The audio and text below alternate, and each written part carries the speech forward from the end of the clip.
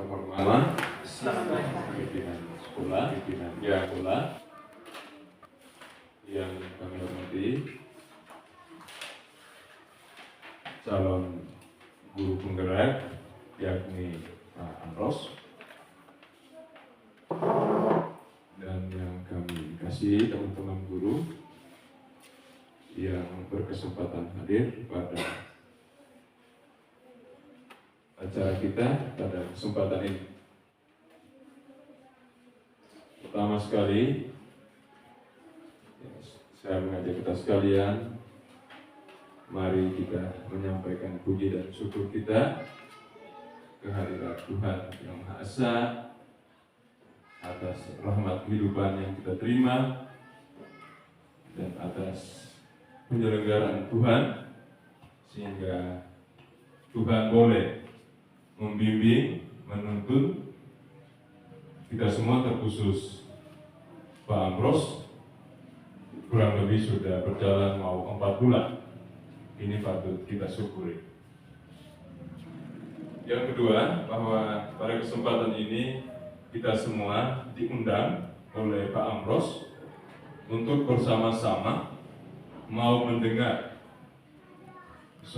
sosialisasi atau penyampaian materi tentang penerapan budaya positif di sekolah, sehingga diharapkan supaya kita semua bisa mengikuti kegiatan ini ya dengan serius. Mungkin itu ya awal dari kami. Kita melangkah ke acara yang berikut, sambutan pimpinan sekolah. Waktu sepenuhnya kami berikan. Terima kasih atas waktu yang diberikan. Bapak Ibu guru, pegawai, Pak Amros selaku calon guru penggerak yang saya hormati. Dengan tidak memperpanjang kata, saya selaku pimpinan mengajak kita semua, baik sebagai tenaga pendidik maupun tenaga kependidikan, guru dan pegawai, mari kita sama-sama mendukung, mendorong, memotivasi kegiatan yang dijalankan, yang dilaksanakan oleh Pak Amros sebagai calon guru penggerak yang ada di sekolah kita. Kita bersyukur dan berterima kasih karena dengan adanya calon guru penggerak yang ada di sekolah kita, maka pasti segala sesuatu yang terkait dengan dunia pendidikan dengan sendirinya akan perlahan-lahan berubah. Seperti kita ketahui bersama, webinar, diklat, online kita telah mengikutinya.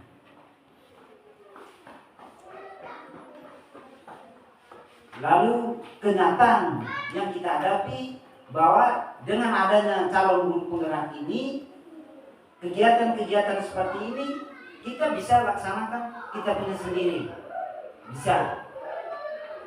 Yang nanti kita bisa memanfaatkan,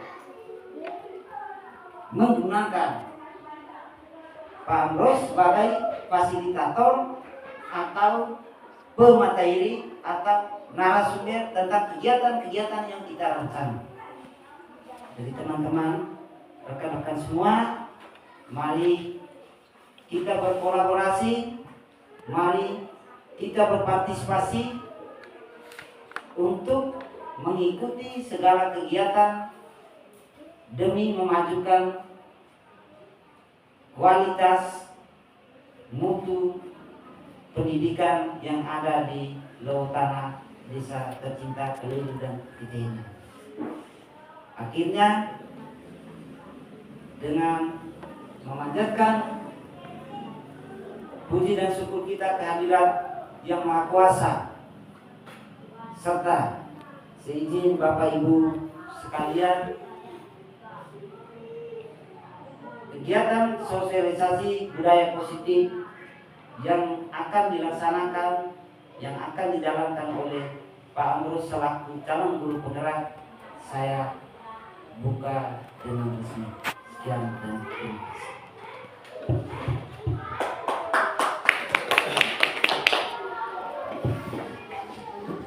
Baik, terima kasih kepada pimpinan sekolah yang sudah membawakan sambutan sekaligus membuka kegiatan kita secara resmi.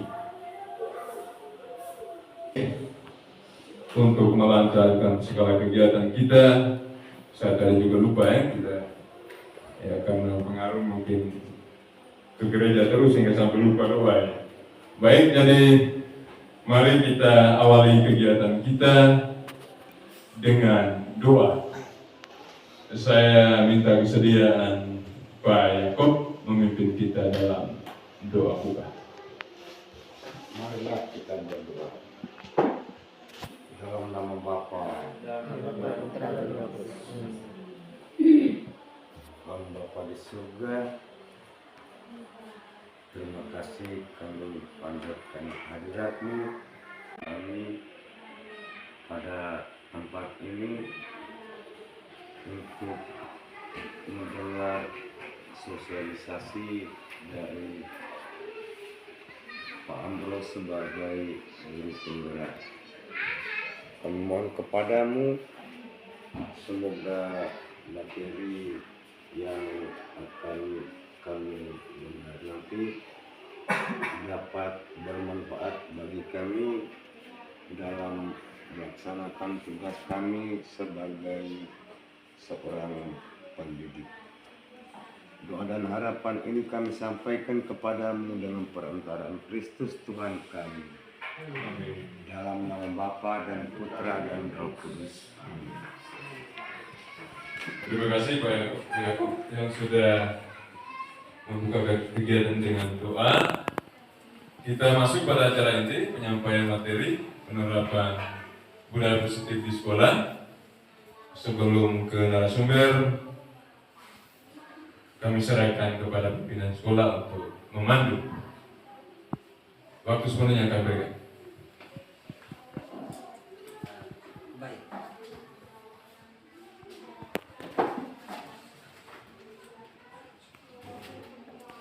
Teman-teman, baik.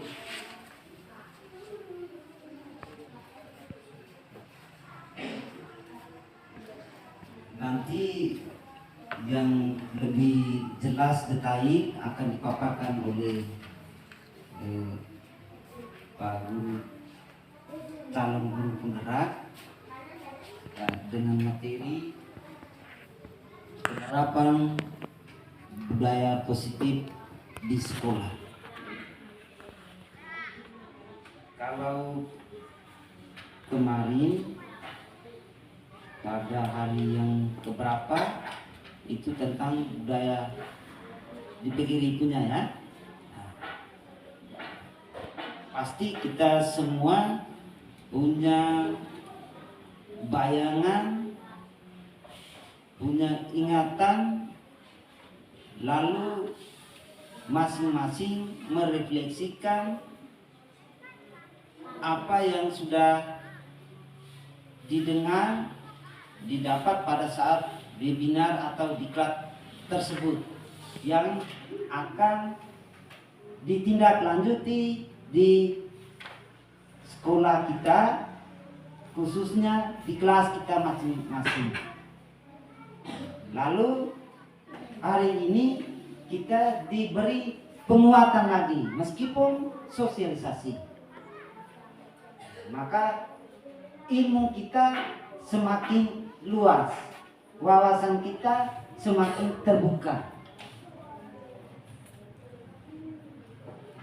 Yang selama ini kita lakukan seperti ini, mungkin dengan penguatan yang merupakan sosialisasi dari Pak calon guru penggerak ini bisa kita terapkan di lingkungan sekolah kita. Untuk itu, supaya lebih pas, lebih cocok, sebentar kita berdialog bersama. Dalam hal ini, Pak Bos mungkin akan mengajukan pertanyaan lalu kita diskusi, atau teman-teman bisa menyampaikan pikiran atau gagasan supaya kita berkolaborasi untuk menghasilkan sebuah kesepakatan. Mungkin hanya itu saja, saya kembalikan ke Pak Amros untuk menyampaikan materi.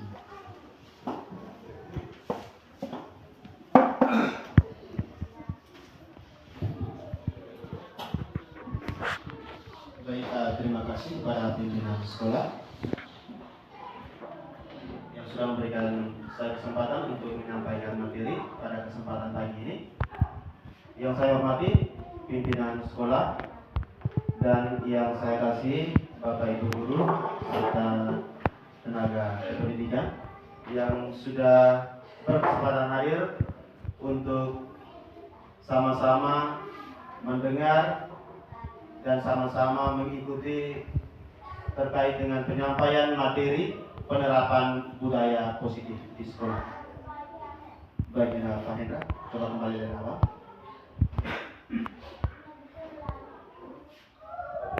Baik, pada slide yang ditampilkan di situ ditulis aksi nyata diseminasi. Diseminasi itu merupakan penyampaian ataupun informasi, penyampaian informasi terkait dengan apa yang kami dapat. Saya sebagai calon guru penggerak angkatan 10 dari sekolah ini, kurang lebih dalam 2 bulan kami mempelajari modul, mulai dari modul 1, 1.1, 1.2, 1.3 dan 1.4. Nah, pada modul 1.4 ini terkait dengan budaya positif, di mana mengharuskan kami sebagai seorang calon guru penggerak untuk bisa berbagi praktik baik, berbagi aksi nyata, ataupun memberikan penyampaian informasi terkait dengan penerapan budaya positif di sekolah. Baik, lanjut. Baik. Yang pertama, bahwa latar belakang. Budaya positif adalah keyakinan dan nilai yang disepakati dan menjadi kebiasaan bersama yang akan dilakukan dalam waktu lama. Di situ budaya positif dapat diterapkan dalam pembuatan keyakinan kelas agar siswa merasa terlibat dan bertanggung jawab dalam menjalankan disiplin tersebut. Kemudian, guru belum menerapkannya. Penyelesaian masalahnya adalah menggunakan segitiga restitusi. Guru masih seringkali menggunakan posisi kontrol sebagai penghukum, pembuat rasa bersalah, dan juga sebagai teman. Nah, agar terjadi perubahan positif, maka perlu adanya kolaborasi antar warga di sekolah. Lanjut. Tujuan dari aksi nyata. Yang pertama, bahwa murid merasa terlibat dan juga bertanggung jawab dalam menjalankan disiplin. Dan yang kedua, murid merasakan proses menciptakan kondisi untuk memperbaiki kesalahannya, sehingga karakter mereka lebih kuat ketika mereka kembali pada kelompoknya. Itu latar belakang dan juga tujuan dari aksi nyata ini. Lanjut. Baik. Sebelum kita masuk pada materi inti, maka kita mulai dengan ice breaking. Di situ ada Aram Samsam. Saya minta Ibu Tina untuk bisa memimpin kita dalam ice breaking ini. Baik, silakan berdiri semua. Ensol dulu Pak Hendra. Ini ya Ensol. Ya, di bawahnya silakan berdiri. Sebelah ya, oke.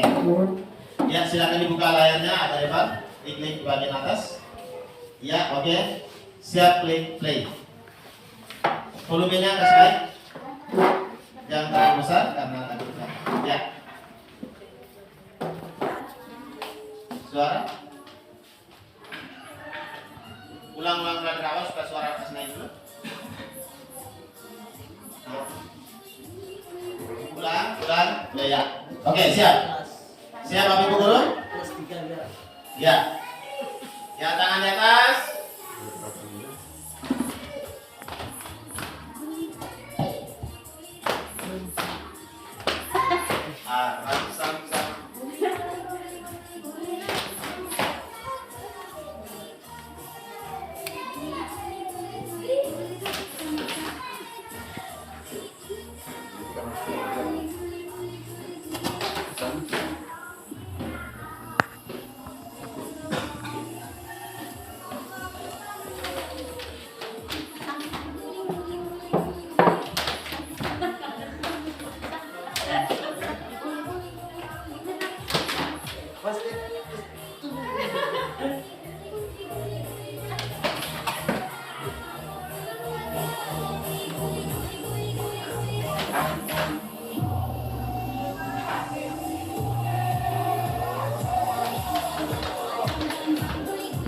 Sama. Lebih cepat.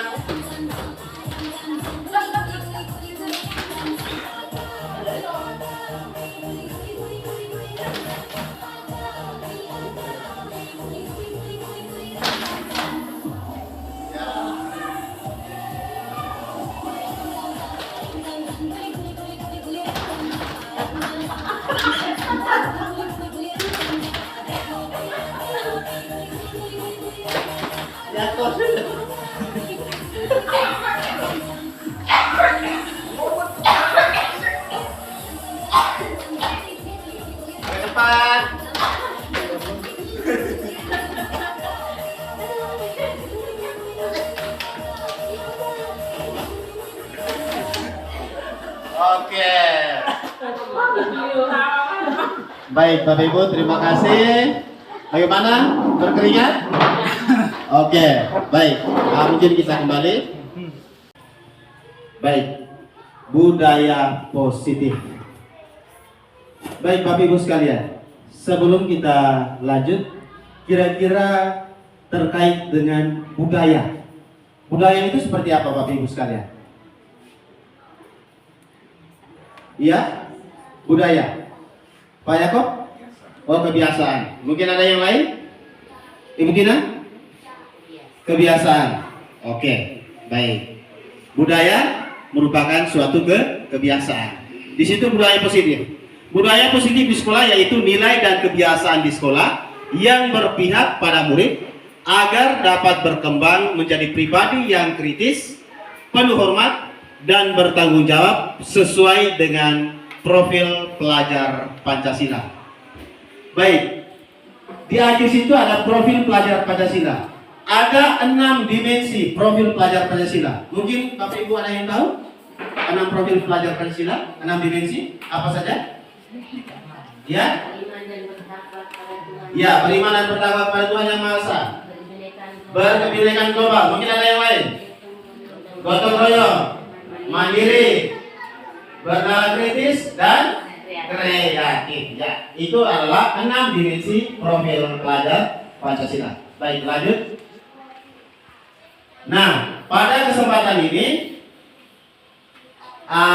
sosialisasi atau penyampaian informasi atau penerapan ini itu ada 7 bagian dari konsep utama budaya positif.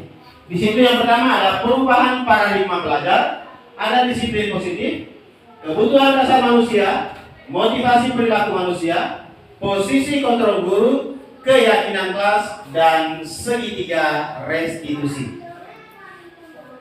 Itu ada 7 materi yang akan kita lalui pada proses pada pagi hari ini. Lanjut. Baik, yang pertama yakni pembelajaran dengan paradigma baru.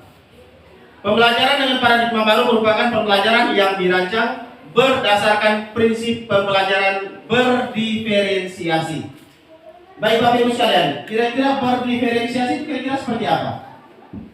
Pembelajaran yang seperti apa? Ya, Pembelajaran berdiferensiasi. Itu pembelajaran seperti apa?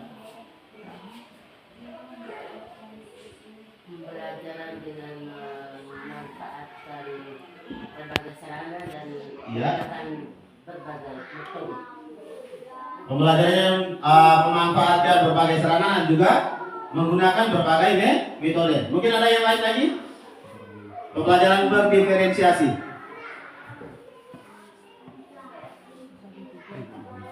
Ya? Mungkin ada yang lain? Paseh mungkin? Pembelajaran berdiferensiasi. Itu pembelajaran yang memanfaatkan berbagai sumber Iya. termasuk lingkungan belajar siswa. Iya. Oke. Pembelajaran yang memanfaatkan berbagai sumber dengan memanfaatkan lingkungan belajar. Oke, baik.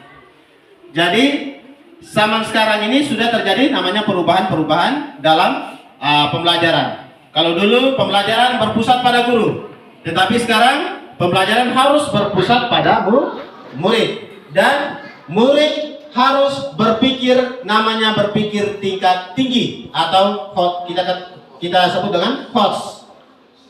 Nah, di situ berdiferensiasi sehingga peserta didik belajar sesuai dengan kebutuhannya berdasarkan tahap perkembangan sesuai dengan teori psikologi modern untuk mewujudkan profil pelajar Pancasila. Nah, tadi 6 dimensi profil pelajar Pancasila yang kita sebutkan awal itu di situ. Ada beriman, bertakwa kepada Tuhan yang Maha Esa dan juga berakhlak mulia, berkebinekaan global, bergotong royong, kreatif, bernalar kritis dan juga mandiri.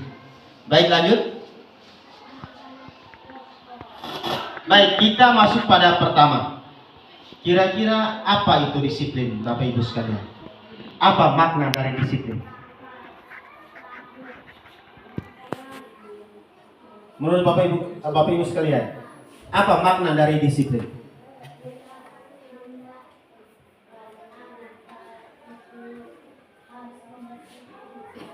Ya, disiplin.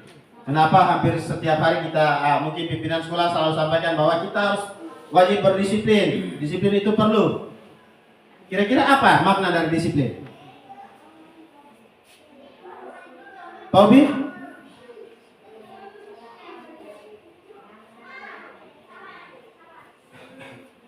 Ya.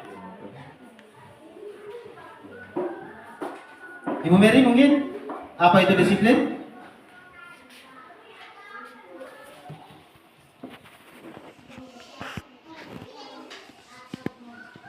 Disiplin? Ya. Pak Yakob, apa itu disiplin? Tidak? Belum, masih lanjut. Ibu Siska dengan Ibu Valen, apa itu disiplin?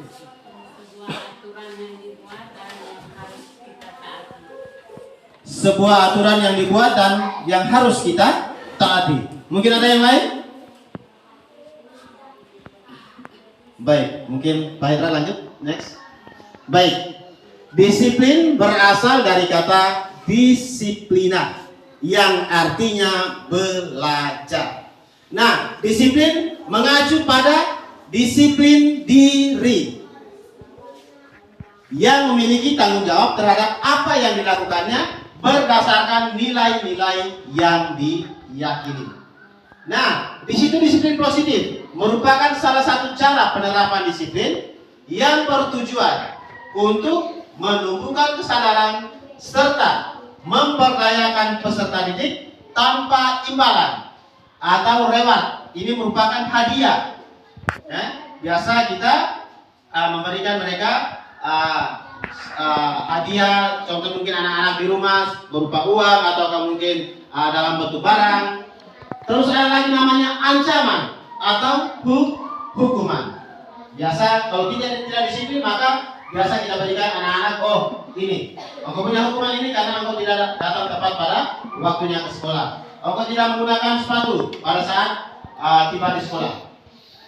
Nah, di sini sebagai pendidik tujuan kita adalah menciptakan peserta didik yang memiliki disiplin diri sehingga mereka berperilaku mengacu pada nilai-nilai universal dan memiliki motivasi intrinsik, motivasi yang ada dalam diri, mulai dari dalam diri, untuk bisa melakukan perubahan ke arah yang lebih baik. Nah, di sini nilai-nilai universal itu adalah nilai-nilai yang positif, nilai-nilai yang baik. Contohnya seperti saling menghargai, saling menghormati, menjaga kesopanan. Nah, itu adalah nilai-nilai universal. Baik, mungkin lanjut. Baik, mungkin sebelum kita masuk pada materi yang kedua terkait dengan nilai-nilai kebajikan, itu mungkin ada pertanyaan dari Bapak Ibu sekalian? Mungkin ada pertanyaan? Pas? Pas Bapak Ibu sekalian? Oke, baik. Sekarang kita lanjut pada poin yang kedua terkait dengan nilai-nilai kebajikan. Nah, di situ pada poin 1, nilai-nilai kebajikan adalah sifat-sifat positif manusia yang merupakan tujuan mulia yang ingin dicapai oleh setiap individu. Nah, nilai-nilai tersebut bersifat universal dan lintas bahasa, suku, bangsa, agama maupun latar belakang. Nah, di sini dikatakan apa? Nilai-nilai universal itu tidak memandang entah itu dia bahasanya dari mana, suku bangsanya dari mana, agamanya dari mana, maupun latar belakangnya dari mana. Tetapi di sini ditekankan bahwa nilai-nilai kebajikan itu perlu kita junjung tinggi, di mana saling menghormati, saling menghargai, kesopanan, kesantunan, dan lain sebagainya. Yang penting adalah nilai-nilai positif. Terus yang kedua, dengan mengaitkan nilai-nilai kebajikan yang diyakini, maka seseorang bisa termotivasi.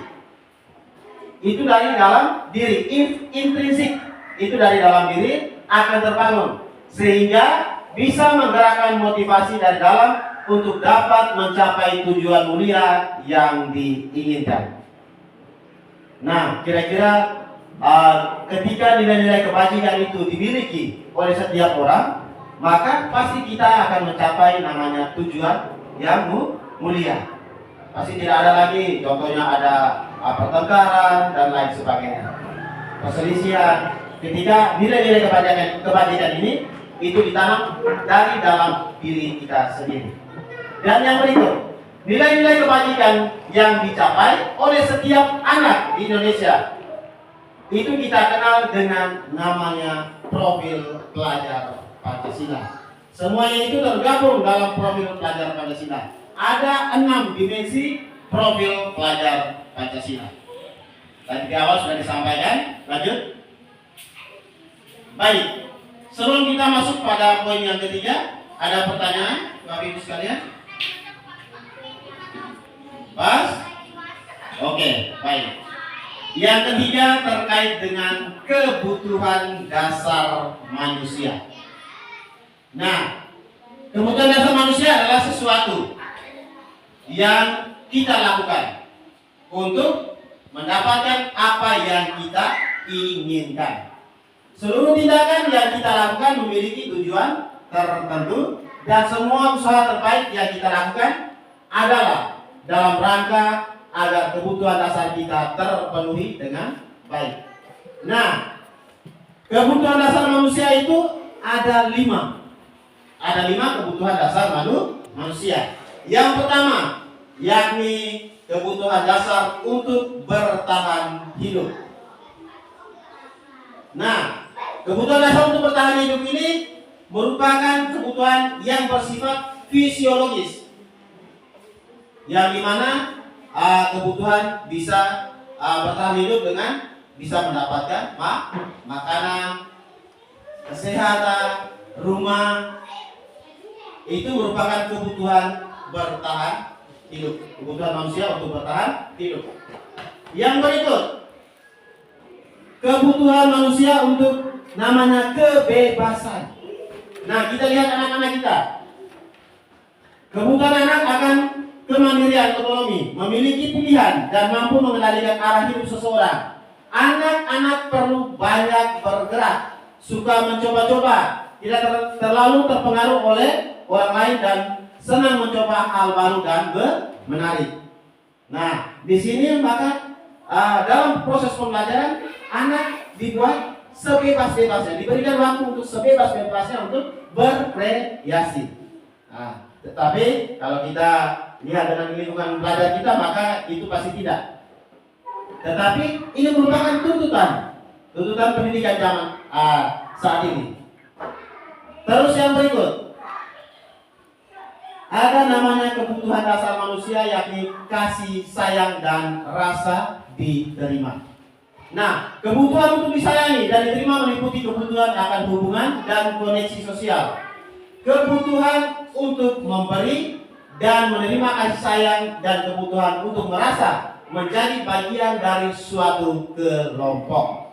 Nah, kalau kita melihat dari sisi di lingkungan sekolah, maka otomatis kita menganggap siswa atau murid itu adalah menjadi anak kita sendiri, sehingga perlu ada namanya kasih sayang dan juga ada rasa diterima.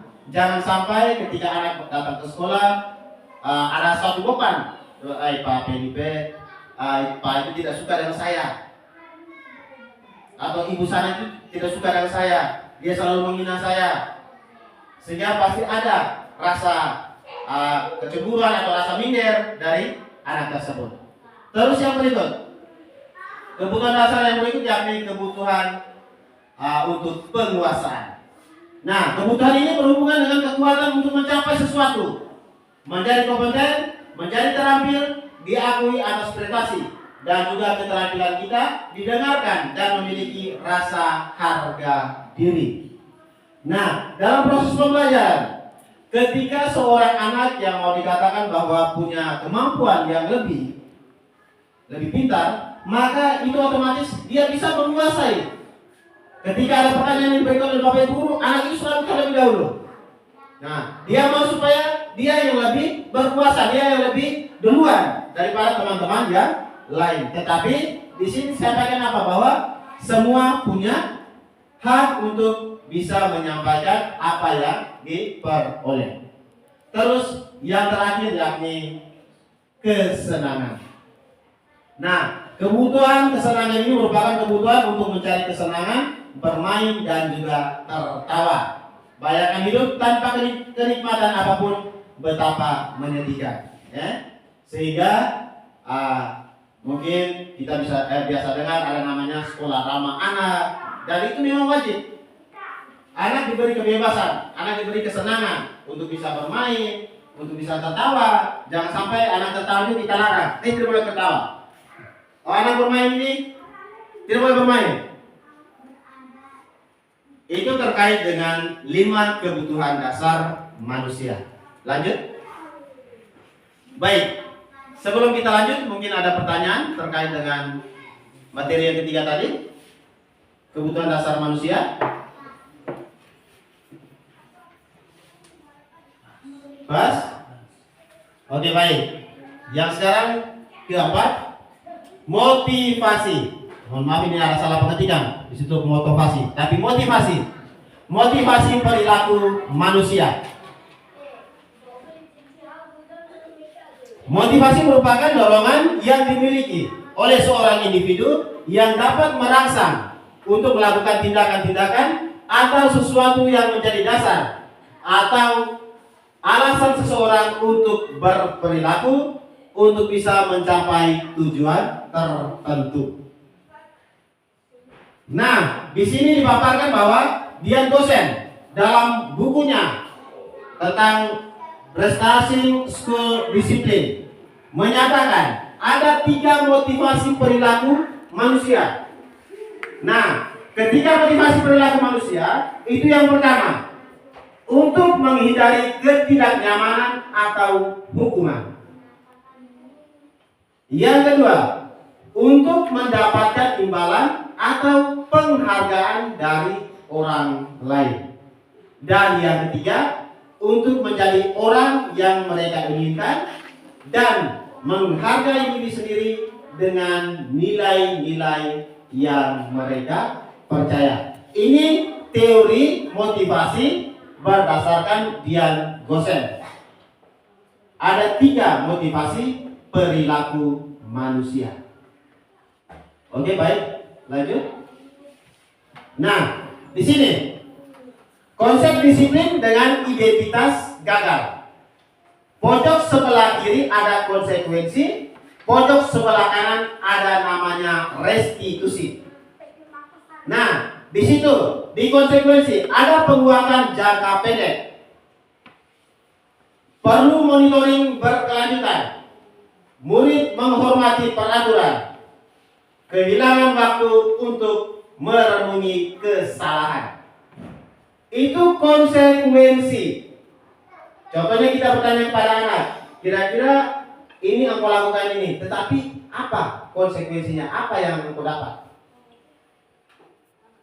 Ketika kita contohnya sudah membagikan piket kelas, anak tidak bisa menjalankan, konsekuensi apa yang didapat? Nah, di situ di pojok sebelah kanan ada namanya restitusi. Murid bertanggung jawab atas perilakunya.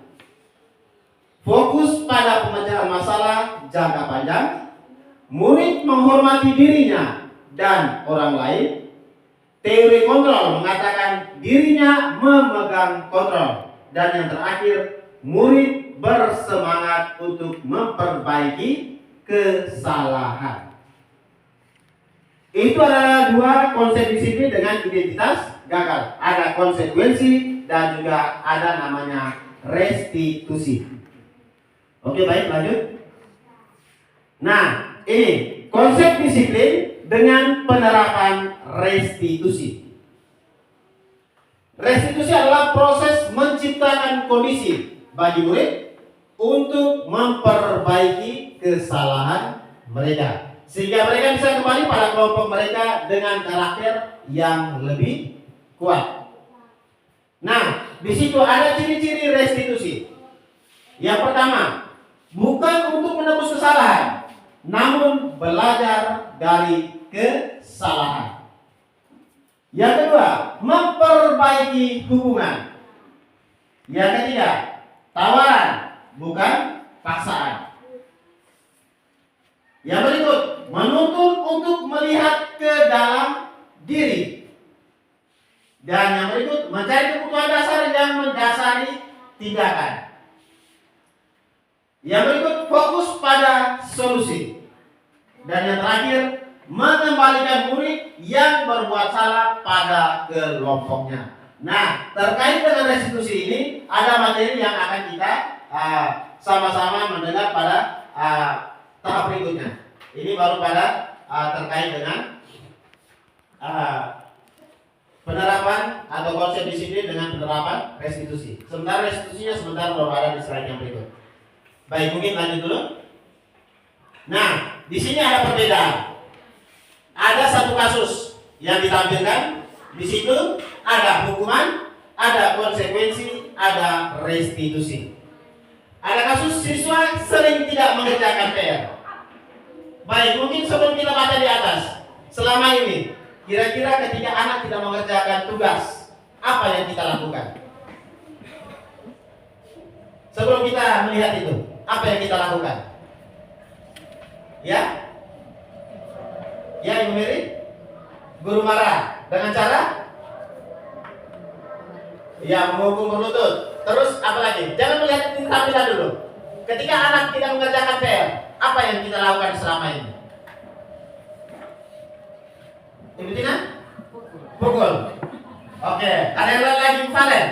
Ada tampar, ada berlutut, ada pukul. Ibu Valen? Saya selalu cubit. Oh, selalu cubit. Bobby? Apa yang aku mungkin? Oke, baik. Nah, di situ ada kasus ditampilkan hukuman. Kira-kira kita ini ada pada posisi mana? Tetapi nanti sebentar baru kita masuk terkait dengan posisi kontrol guru. Nah, di situ guru menghukum murid dengan berdiri 10 menit di depan kelas. Yang kedua, guru marah dan murid menjadi takut.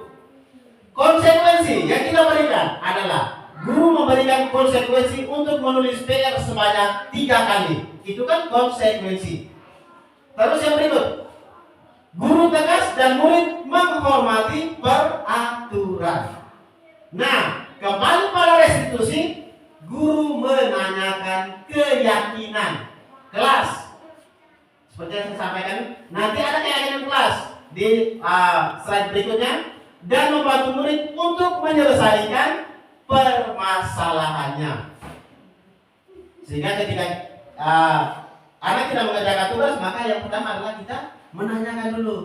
Tapi bukan langsung, oh silakan berdiri, atau berlutut, atau kaki satu diangkat. Terus di situ guru terbuka dan murid menghormati dirinya dan orang lain. Nah, ini perbedaan. Ada satu kasus yang ditampilkan, siswa sering tidak mengerjakan PR. Maka hukuman konsekuensi restitusi. Baik, lanjut. Baik. Tadi kita sudah mendengar ada namanya hukuman. Sekarang kita masuk pada materi yang berikut, yakni posisi kontrol guru. Nah, posisi kontrol guru ini ada 5 poin. Yang pertama, penghukum, pembuat rasa bersalah, teman, pemantau, dan manajer.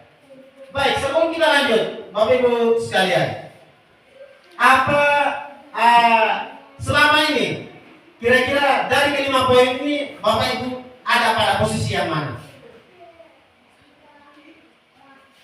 Mungkin sebelum kita lanjut, sekarang selama proses pembelajaran ini kira-kira dari kelima posisi kontrol guru ini Bapak Ibu berada pada posisi yang mana? Apakah sebagai penghukum, pembuat rasa bersalah, teman, pemantau, atau manajer? Ya? Ya, itu Tina. Ada 1 sampai 4 masuk. Penghukum, pembuat rasa bersalah, teman, pemantau. Ada yang lain lagi? Ya? Ibu Sakti? Semuanya masuk. Oke. Pastor? Semuanya masuk. Oke, baik. Nah, kita bisa merefleksikan diri kira-kira selama ini saya berada pada posisi yang mana. Next. Baik, di situ posisi kontrol guru. Ada satu kasus yang ditampilkan.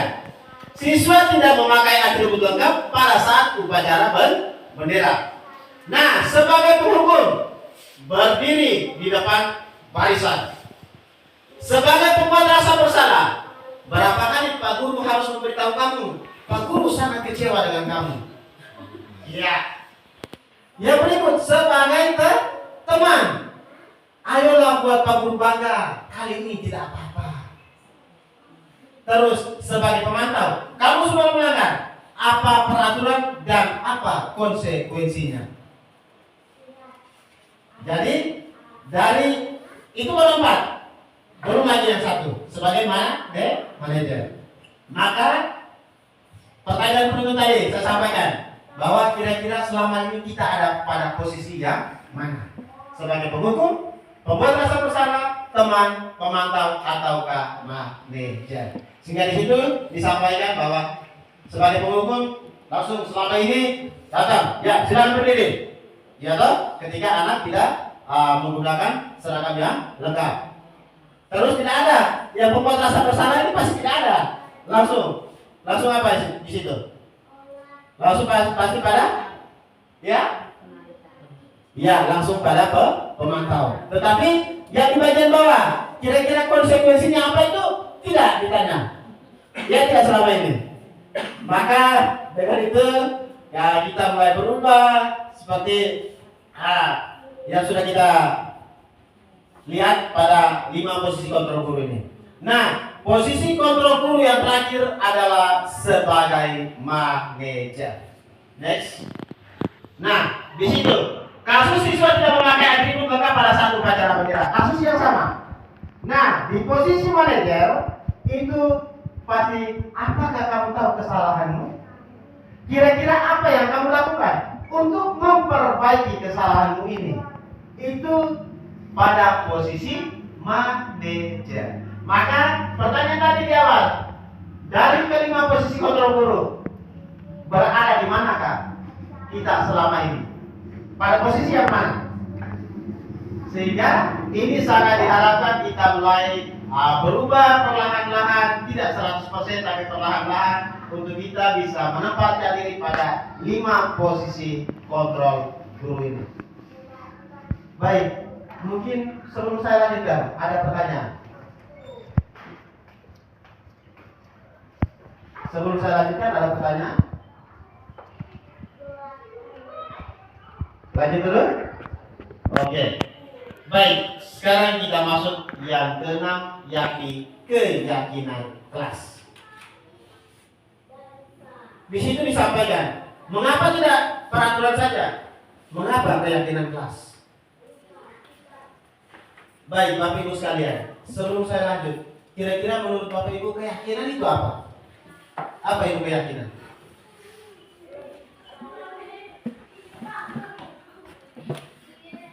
Terus keyakinan itu sama tidak dengan namanya peraturan?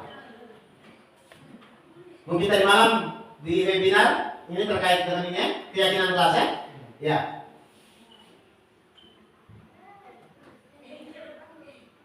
Mengapa tidak peraturan saja? Mengapa keyakinan kelas? Next. Nah, di situ ada pertanyaan penutup. Mengapa kita memiliki peraturan harus menggunakan helm bila mengendarai motor? Yang kedua, mengapa kita memiliki peraturan harus datang tepat pada waktu saat mengikuti pelatihan? Nah, di sini ada perbedaan. Perbedaan di mana peraturan dan juga namanya keyakinan. Next. Nah, pembuatan keyakinan kelas itu kita lihat ada 6. Sebenarnya ada 7, tetapi selainnya 1 saya jadi tampilkan. Yang pertama, keyakinan itu lebih abstrak dari peraturan. Abstrak artinya sederhana. Lebih dari peraturan. Yang kedua, berupa pernyataan universal.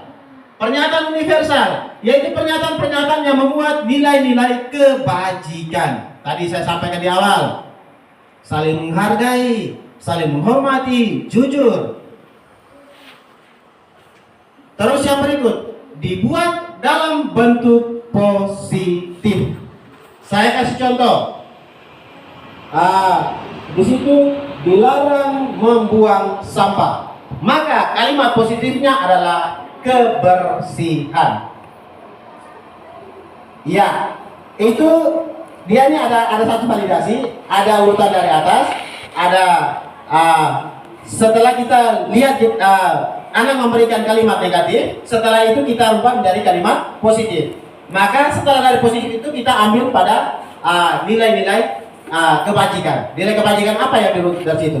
Contohnya, baru-baru kami mengikuti lomba karya. Itu contohnya di atas, jangan yang artinya mengharuskan ya, jangan membuang sampah sembarang. Terus di situ kalimat itu kalimat negatifnya. Kalimat positifnya, buanglah sampah pada tempatnya. Nilai kebajikan yang diambil adalah kebersihan. Nah, itu merupakan langkah-langkah dalam pembuatan keyakinan kelas. Nah, setelah itu sedikit saja agar mudah diingat. Jangan sampai begitu banyak, hasil akhirnya anak mulai langgar. Biar sedikit, kurang lebih 5-6 keyakinan itu, dan keyakinan ini harus disepakati bersama-sama dengan siswa dan juga guru. Terus berikut, sesuai dengan kondisi kelas dan sekolah agar mudah diterapkan. Terus yang terakhir, semua warga sekolah atau kelas dilibatkan saat membuat namanya keyakinan kelas. Bukan hanya 1-2 orang duduk terus keyakinan kelas ada, tetapi semua warga di dalam kelas itu harus sama-sama bersepakat. Terus kenapa slide 1 yang saya tidak muncul? Karena begini, pasti ada orang bertanya, apakah keyakinan kelas atau kesepakatan kelas itu tetap kekal abadi selamanya? Tidak. Dia itu perlu di sewaktu-waktu ada perubahan sesuai dengan kesepakatan atau sesuai dengan kondisi kelas yang ada. Mungkin tadi malam materi juga sempat disampaikan, dan materi tadi malam itu kurang lebih ya di 30 menit juga tidak sampai itu terkait dengan keyakinan kelas. Oke, baik. Lanjut. Oke, sebelum kita masuk pada segitiga restitusi, terkait dengan keyakinan kelas tadi, sangat diharapkan setelah ini Bapak Ibu guru sekalian, kita kembali ke kelas kita masing-masing dan bisa membuat keyakinan kelas, membuat kesepakatan kelas bersama dengan siswa. Nah, kesepakatan kelas atau keyakinan kelas itu dibuat oleh siswa berdasarkan dari dalam diri. Saya kasih contoh, mungkin ada pertanyaan awal, anak-anak kira-kira mau tidak Anda punya kelas ini rapi, bersih? Pasti mereka mau. Mau tidak anak-anak kelas kamu ini tenang, tertib? Oh mau Pak. Maka dasar itu, oke, mari kita buat namanya kesepakatan kelas.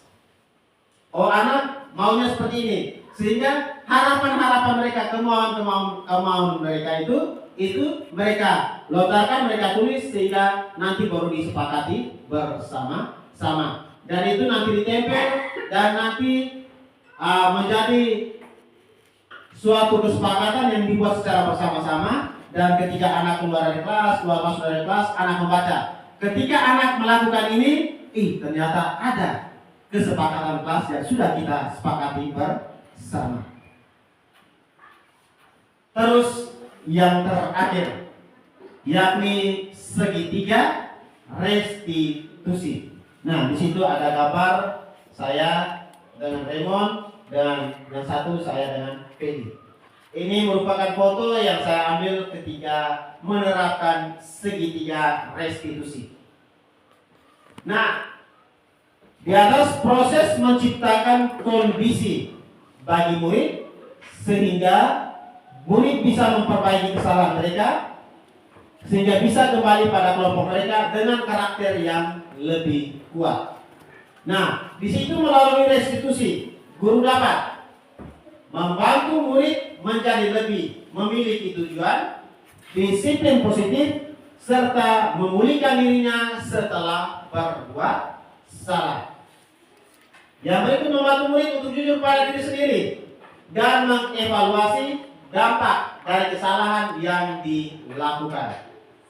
Yang terakhir, memberikan penawaran, bukan paksaan. Lanjut.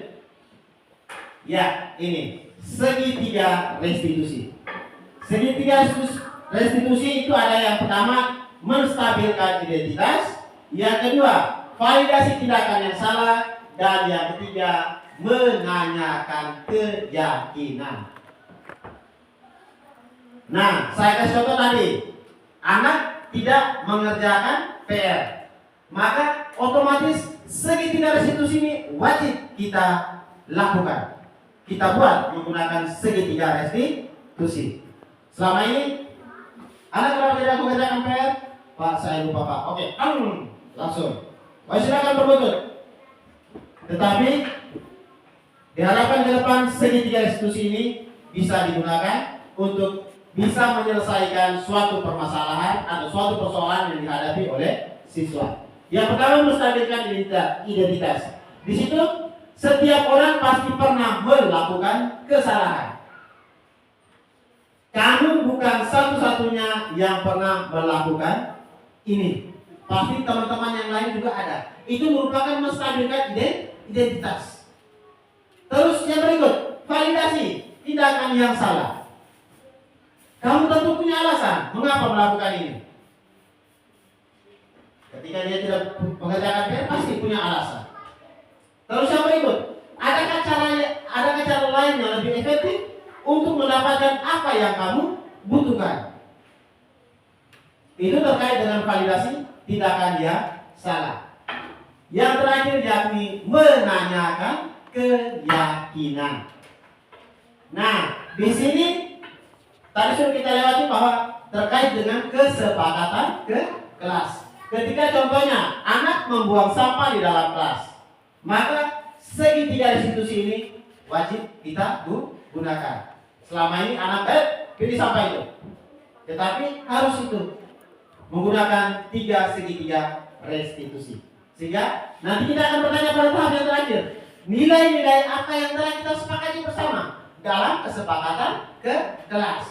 Sehingga sekali lagi kesepakatan kelas itu dibuat, setelah selesai dibuat, ditempel di dinding, ditulis yang rapi atau diketik, diprint terus, ditempel di dinding sehingga anak keluar masuk, anak bisa membaca. Ketika anak berbuat seperti ini, oh ternyata ada kesepakatan yang sudah kita sepakati bersama di dalam kelas ini.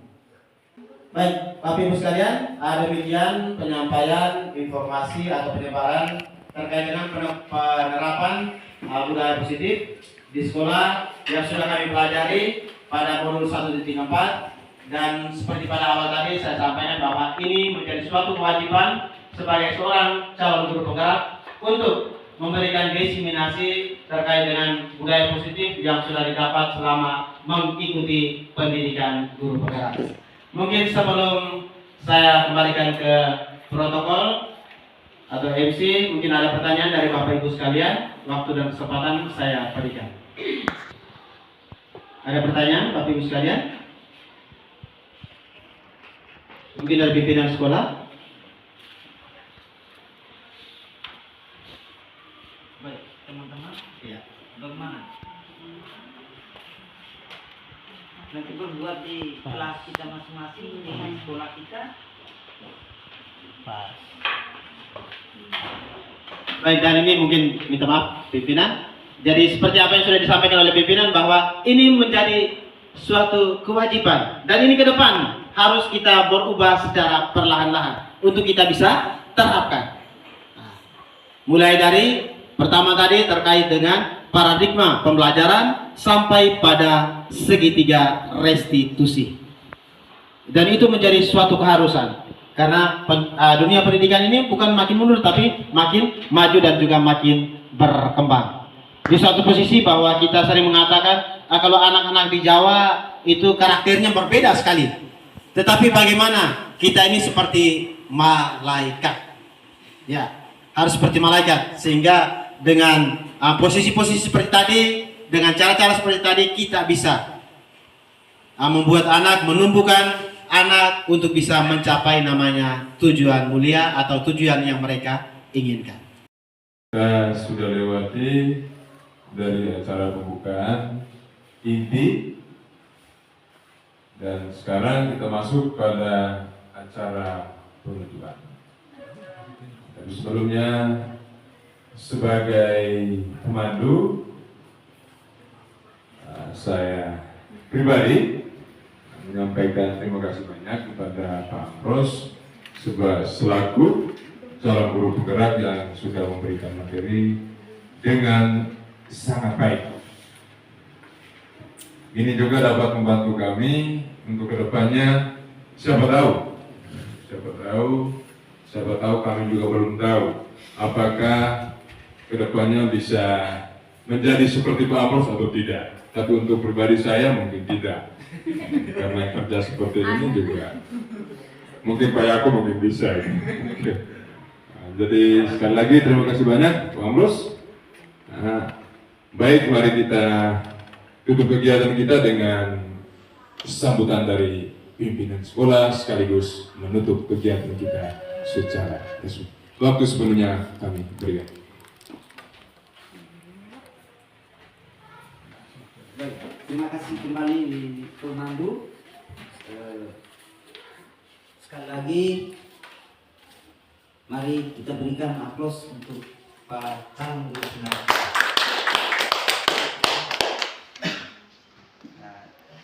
Terima kasih Pak Amros, sudah banyak yang kami terima, bisa mencerahkan kami meskipun masih berstatus calon.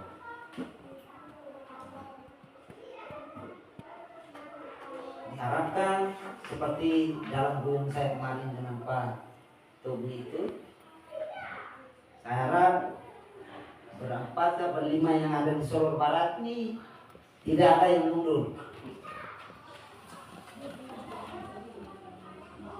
Karena kalau kita hitung, Solo Timur sudah lebih dulu. Kita Solo Barat ini baru ini.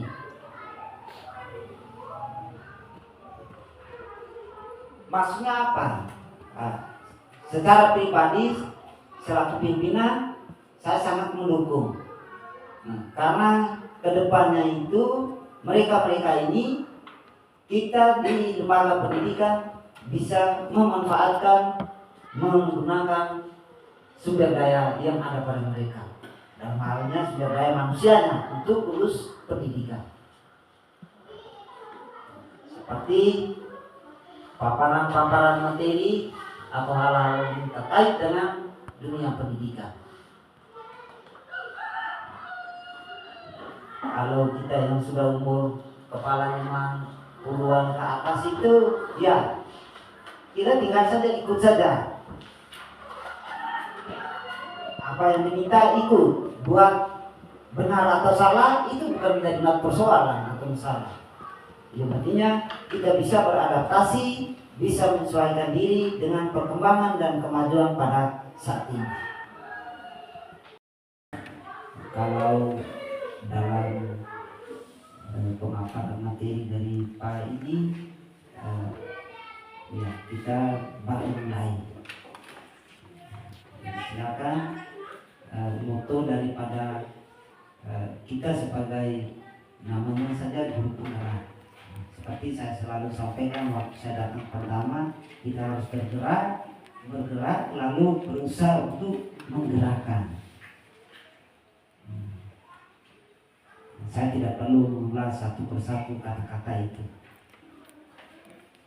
Lihat yang tidak beres, mari berkreasi, berinovasi, dan beradaptasi, menyesuaikan segala sesuatu sesuai dengan tuntutan dan perkembangan sekarang. Akhirnya saya tutup kegiatan kita pada hari ini dengan resmi. Sekian, terima kasih.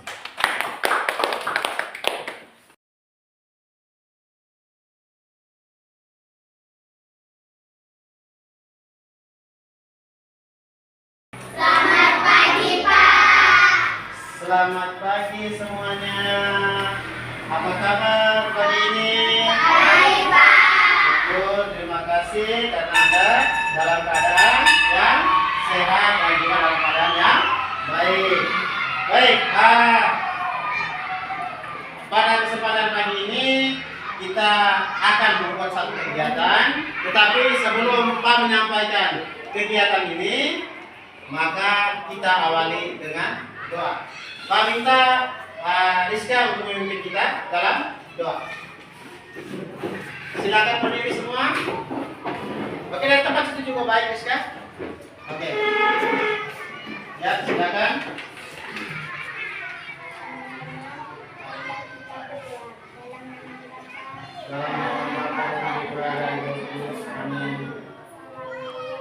Salam Maria, penuh rahmat Tuhan sertamu. Terpujilah Engkau di antara wanita, dan terpujilah buah tubuhmu Yesus. Santa Maria, Bunda Allah, doakanlah kami yang berdosa ini. Sekarang dan waktu kami mati. Amin.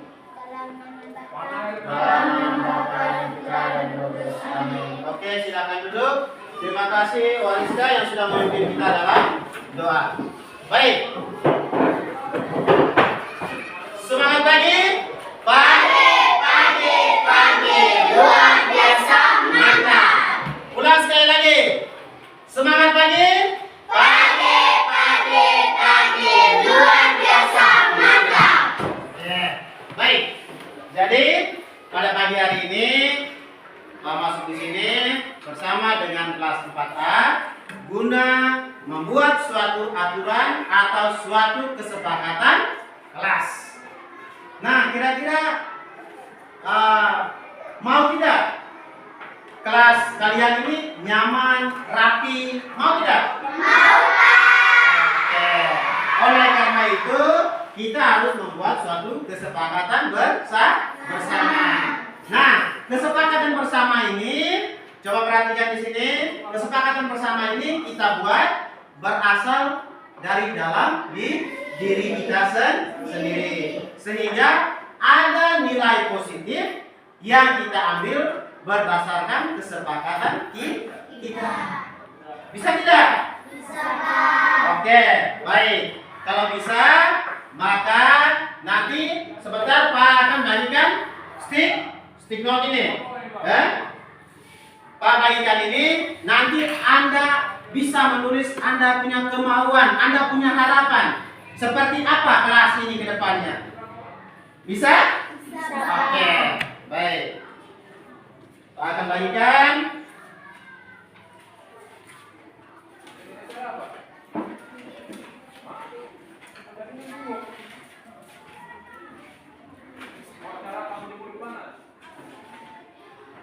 Ya.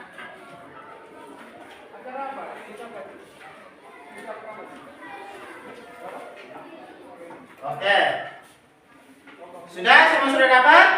Sudah, Pak. Baik. Jadi, perhatian sini sebelum Anda menulis Anda punya harapan. Nah, dalam pembuatan keyakinan kelas ini tidak ada salah, tidak ada benar. Sehingga ini juga tidak mempengaruhi Anda punya nilai, sehingga jangan takut karena kita buat aturan ini atau kita buat kesepakatan ini tidak ada penilaian dari Pak. Bisa? Bisa. Sekali lagi, silakan tuliskan Anda punya impian, Anda punya harapan terkait dengan kelas ini. Mau buat apa ke depan terkait dengan kelas ini? Bisa? Oke, silakan ditulis. Silakan ditulis.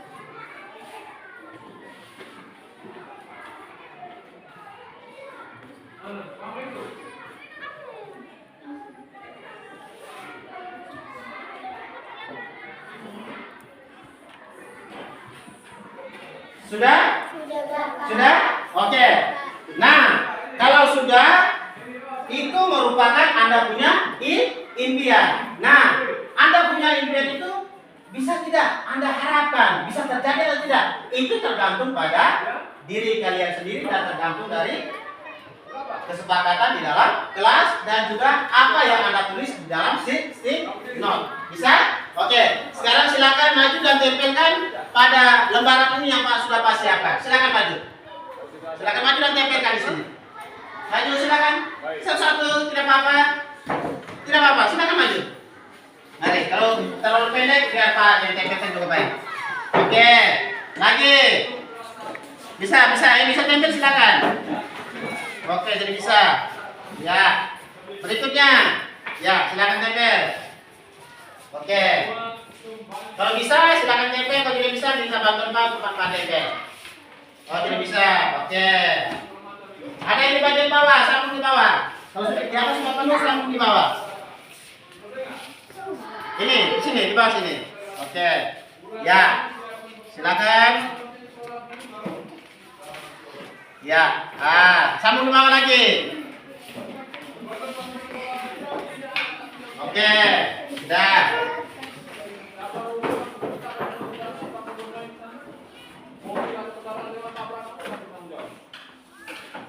Oke, baik. Nah, sudah? Nah, setelah Anda menempelkan, Anda punya harapan, maka di sini Pak minta untuk kita buat kesimpulan bersama supaya menjadi suatu kesepakatan ke kelas. Bisa tidak? Bisa. Oke, baik. Coba Pak baca satu-satu. Di sini ada berdoa sebelum dan sesudah pelajaran. Bisa tidak? Bisa. Oke, baik. Ini Pak pindahkan. Satu di sini. Oke, baik. Berdoa sebelum dan sesudah pelajaran. Ini kira-kira menanamkan nilai apa? Nilai-nilai kebijakan kebajikan apa? Ya? Beriman. Beriman dan juga bertakwa. Oke, baik. Baik, terus ada lagi di sini. Melaksanakan tugas piket. Bisa tidak? Bisa. Oke, baik. Ini melaksanakan tugas piket.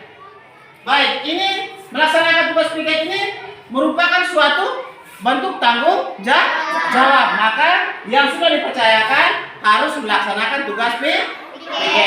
Oke.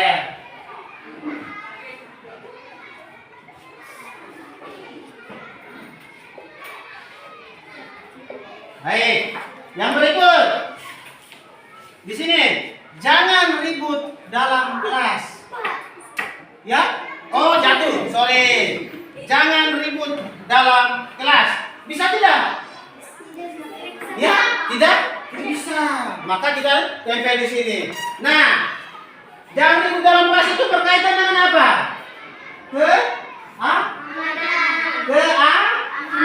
Iya, keamanan dalam kelas.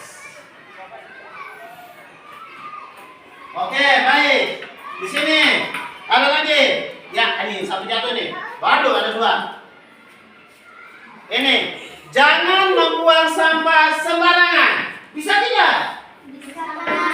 Bisa masalah keyakinan kelas bisa? Ya, ya tidak bisa. Maka harus buanglah sampah pada tempatnya. Oke. Maka di sini kita menanamkan nilai kebersihan. Oke. Yang berikut. Di sini ada lagi. Jangan ribut dalam kelas. Sudah ada toh? Terkait dengan keamanan. Oke, maka ini dia kita di sini. Yang berikut. Jangan membuang sampah. Membuang sampah pada tempatnya. Nah, di sini sudah ada terkait dengan nilai kebersihan. Oke, tempel di sini. Satu lagi. Saling menghormati. Mau tidak? Mau. Ya, wajib kita harus saling menghormati. Oke. Di sini nilai kebajikannya adalah menghormati. Oke, baik. Ada lagi di sini. Bicara dengan sopan. Ketika ada teman-teman yang bisa tidak? Maka otomatis tidak bisa. Maka harus bicara dengan sopan. Oke. Ini kita menanamkan nilai kesopanan. Baik, yang berikut. Jangan duduk di atas meja. Mau duduk di atas meja? Tidak mau. Yang sebenarnya harus duduk di kursi.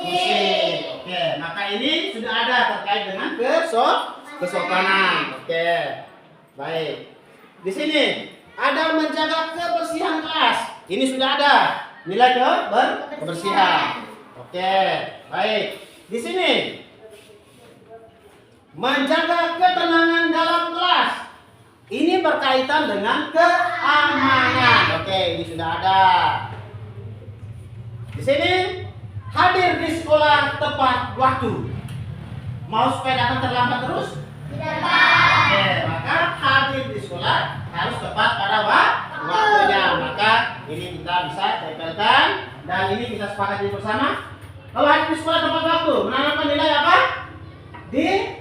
Iya, disiplin. Oke, baik. Sekarang kita sudah dapat 1, 2, 3, 4, 5, 6, 7. Ada 7 kesepakatan kelas yang sudah kita buat bersama. Oke, nah dari ke-7 kesepakatan kelas ini, sekali lagi ini berasal dari diri sendiri dan akan kita jalankan secara bersama-sama. Oleh karena itu, ini nanti Pak ketik, buat yang rapi. Setelah itu nanti Pak tempelkan di dinding supaya ketika Anda keluar, Anda masuk, Anda bisa membaca. Oh, ternyata ada peraturan atau keyakinan kelas yang dibuat dan disepakati secara bersama-sama. Dan keyakinan kelas ini harus dijalankan secara bersama? Sama. Bisa? Bisa? Oke, setuju tidak dengan 7 kesepakatan kelas atau keyakinan kelas ini? Setuju? Baik. Terima kasih. Kegiatan kita hari ini sampai di sini. Sekali lagi terima kasih karena kita sudah menyepakati keyakinan kelas dan sudah kita sepakati bersama. Mudah-mudahan ini setiap orang atau setiap kalian bisa menjalankan kesepakatan yang sudah kita buat bersama. Oke, baik. Sekali lagi, semangat pagi. Pagi. Luar biasa mantap. Oke. Ya, oh terlepas. Oh, loh. Tidak apa-apa, santai saja. Oke, baik. Sebelum kita akhiri, panitia Jawa silakan memimpin kita dalam doa. Silakan berdiri semua.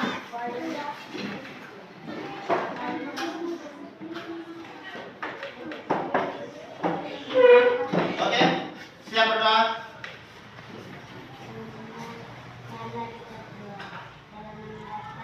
Dalam nama Bapa dan Putra dan Roh Kudus. Amin. Salam Maria, penuh rahmat Tuhan, terpujilah Engkau di antara wanita, dan terpujilah buah tubuh Yesus. Santa Maria Bunda Allah, doakanlah kami yang berdosa ini, sekarang dan waktu kami mati. Amin. Dalam nama Bapa dan Putra dan Roh Kudus. Amin. Oke, selamat pagi semuanya.